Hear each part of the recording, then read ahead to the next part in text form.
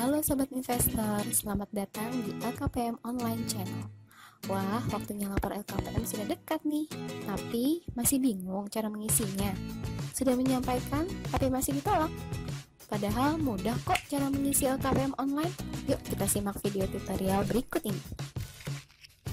Sebelum lanjut, jangan lupa untuk klik subscribe dan aktifkan lonceng notifikasinya ya, agar bersama kita dapat berbagi info terbaru seputar investasi dari LKPM Online Channel.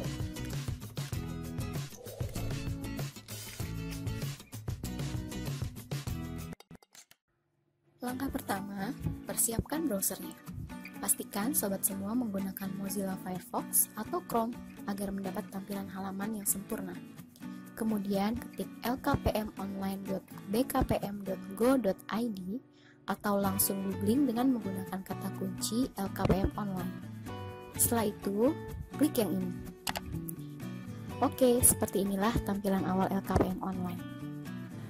Sobat investor yang telah memiliki user ID dan password LKPM bisa langsung memasukkan ID dan password tersebut dalam rumpang yang tersedia, kemudian klik login. Bagaimana jika belum memiliki ID dan password? Untuk mendapatkan ID dan password dapat dimohonkan melalui link ini ya.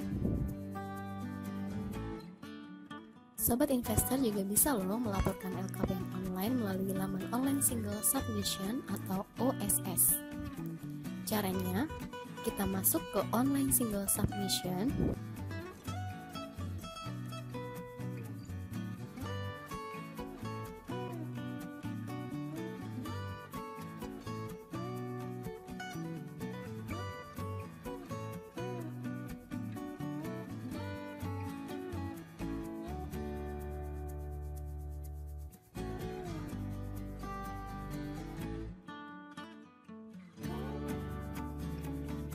Kemudian masukkan ID dan password OSS.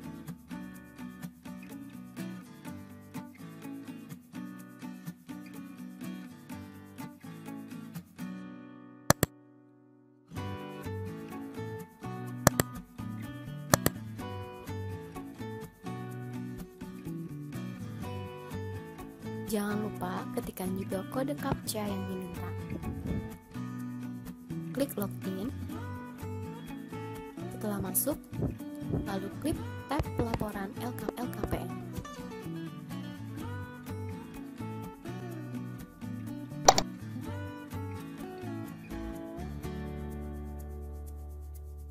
Klik lanjutkan.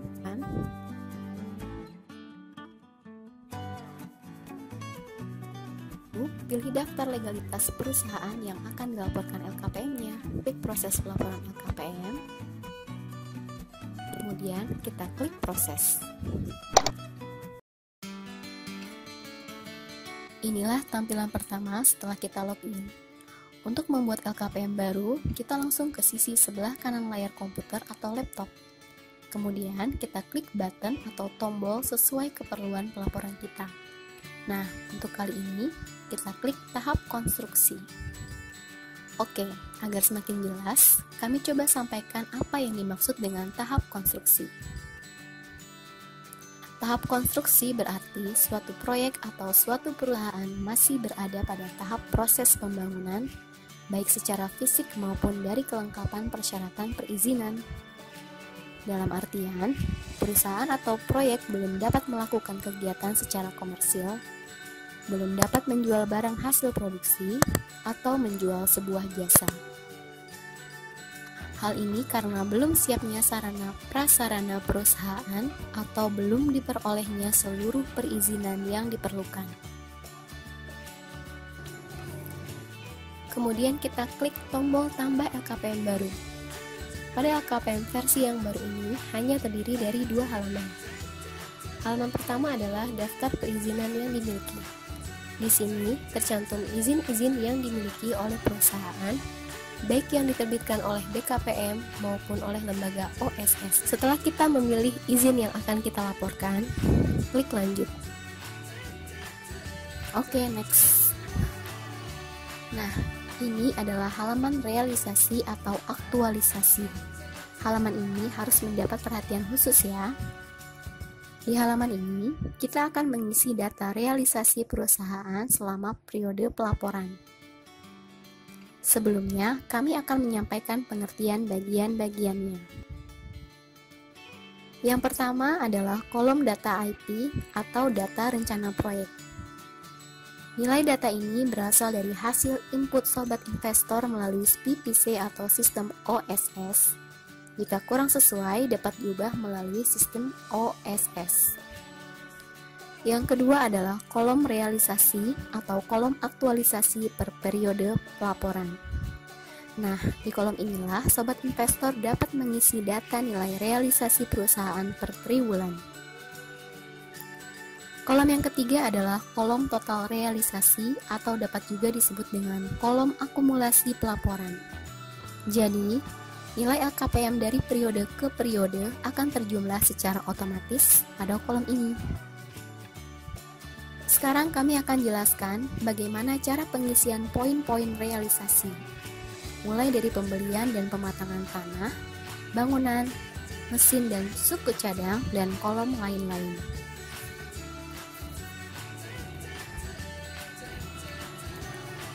Untuk pembelian dan pematangan tanah, data-data yang dapat diisi adalah keseluruhan biaya pembelian tanah, termasuk biaya izin, sertifikat, dan pajaknya. Biaya pematangan tanah termasuk pengurukan atau land filling, pembersihan tanah, land clearing, pengerasan hingga tanah siap dibangun. Biaya bangunan atau gedung adalah seluruh biaya pembangunan mulai dari pondasi, pagar, hingga bangunan selesai. Atau jika membeli bangunan jadi, maka seluruh nilai pembelian dimasukkan sebagai nilai perolehan. Biaya mesin dan suku cadang adalah biaya-biaya yang dikeluarkan untuk membeli mesin-mesin produksi utama dan juga mesin penunjang dan mesin lainnya yang membantu terlaksananya proyek.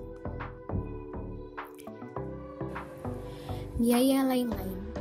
Apa saja sih yang termasuk dalam komponen biaya lain-lain? Biaya lain-lain adalah biaya penunjang pelaksananya proyek, biaya pembuatan akta di notaris, biaya feasibility study, biaya survei, biaya rancang desain, biaya pengurusan izin baik di pusat maupun daerah, biaya konsultan, biaya operasional kantor atau pabrik, termasuk listrik, telepon, air, internet, dan lainnya. Dimasukkan juga pembayaran gaji karyawan selama periode pelaporan. Ini adalah kolom subtotal, hasil penjumlahan dari 4 komponen di atas. Bagaimana dengan modal kerja yang harus diisi di sini? Selama perusahaan masih dalam tahap konstruksi, modal kerja tidak perlu diisi atau dikosongkan saja ya. Modal kerja diisi pada saat pelaporan LKPM tahap konstruksi yang terakhir, saat proyek siap produksi atau komersial. Perihal modal kerja ini akan kita bahas secara khusus.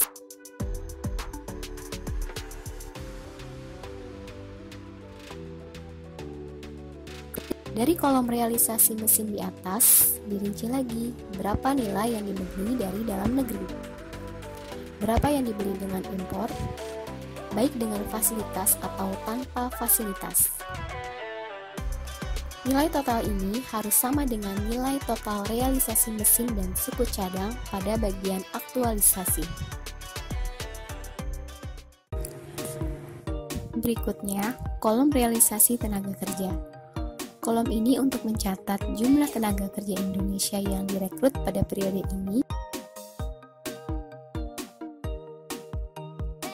Dirinci jenis kelaminnya dan jika ada, berapa tenaga kerja asingnya. Bila perusahaan baru pertama kali lapor LKPM, maka seluruh tenaga kerja yang ada yang belum tercatat dalam LKPM dapat dimasukkan sebagai realisasi periode ini. Mohon dapat dirinci juga dari realisasi tenaga kerja tersebut, ada berapa tenaga kerja lokal yang berasal dari lingkungan sekitar perusahaan. Kolom permasalahan. Kolom ini sebagai media komunikasi antara perusahaan dan BKPM. Perusahaan dapat menceritakan permasalahan atau kendala yang dialami seperti permasalahan infrastruktur, permasalahan perizinan baik pusat maupun daerah, permasalahan tenaga kerja, dan juga permasalahan-permasalahan lainnya.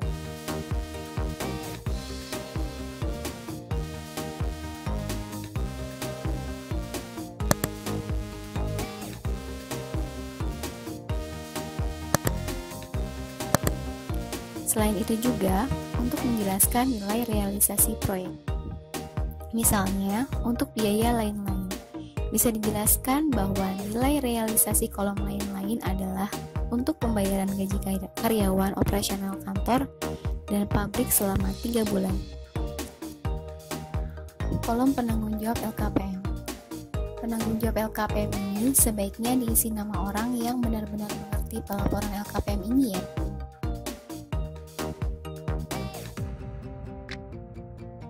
Nah, untuk kolom jabatan dapat disesuaikan saja. Nomor kontak diisi dengan nomor HP aktif penanggung jawab LKPM. Hal ini guna memudahkan verifikator LKPM mengkonfirmasi lebih lanjut terkait realisasi dalam LKPM. Kolom email mohon diisi dengan alamat email aktif ya, karena notifikasi persetujuan LKPM akan dikirim ke email tersebut. Untuk menambahkan penerima email, klik saja tombol yang ini.